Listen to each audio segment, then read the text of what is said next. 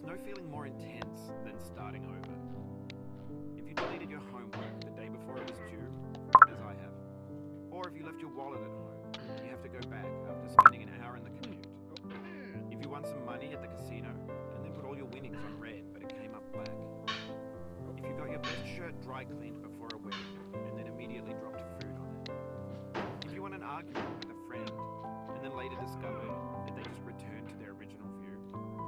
Starting over is harder than starting up. If you're not ready for that, like if you've already had a bad day, and what you're about to go through might be too much, feel free to go away and come back. I'll be here.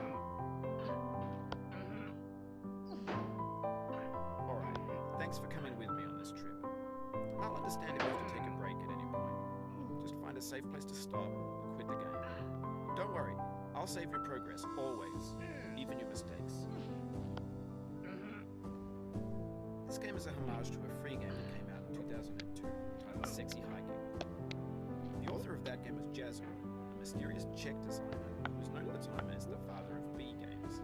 And B games are rough assemblages of found objects. Designers slap them together very quickly and freely, and they're often too rough and unfriendly to gain much of a following. They're built more for the joy of building them than as polished products. In a certain way, Sexy Hiking is the perfect embodiment of a B game.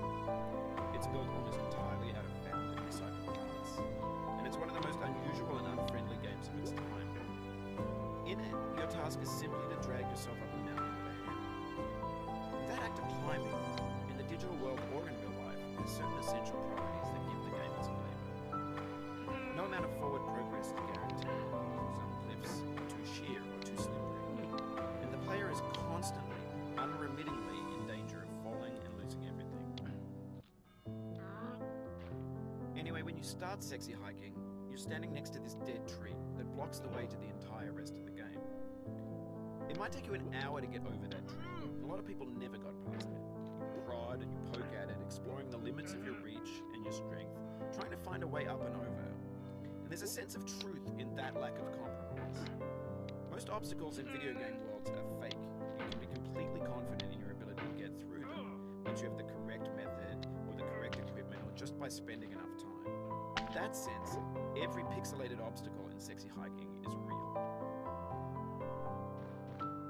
The obstacles in Sexy Hiking are unyielding, and that makes the game uniquely frustrating. But I'm not sure Jazzo intended to make a frustrating game. The frustration is just essential to the act of climbing, and it's authentic to the process of building a game about climbing. A funny thing happened to me as I was building this mountain. I'd have an idea for a new obstacle, and I'd build it, test it, and it would usually turn out to be unreasonably hard. But I couldn't bring myself to make it easier. It already felt like my inability to get past the new obstacle was my fault as a player rather than as a builder. Imaginary mountains build themselves from our efforts to climb them, and it's our repeated attempts to reach the summit that turns those mountains into something real. When you're building a video game world, you're building with ideas, and that can be like working with quickset cement.